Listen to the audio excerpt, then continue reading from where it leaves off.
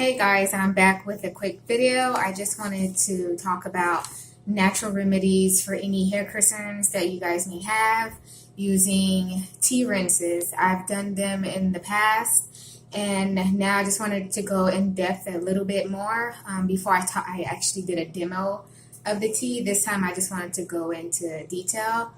There are different blends of teas you can use for different hair concerns. Let's say if you want to reduce dandruff, I would recommend peppermint tea. If you have concerns of preventing grays naturally, you might want to go with sage. And what I normally do is for hair growth and to make my hair stronger, I would go with rosemary tea.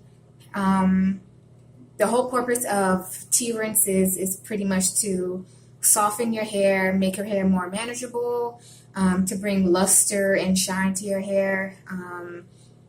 Pretty much just a natural way of keeping your hair beautiful or enhancing the beauty in your own hair that you have. And pretty much you just need 2 cups of hot water, boiling water of course, and then pour it onto a tea bag like this. This is a muslin cloth and the tea is inside of this, and you dip the tea in for 30 minutes and the tea should get this dark.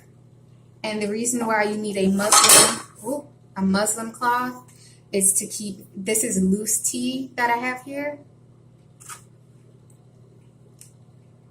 and these are the different herbs that I have in my muslin cloth, and it just keeps the herbs and teas tight in here. And then in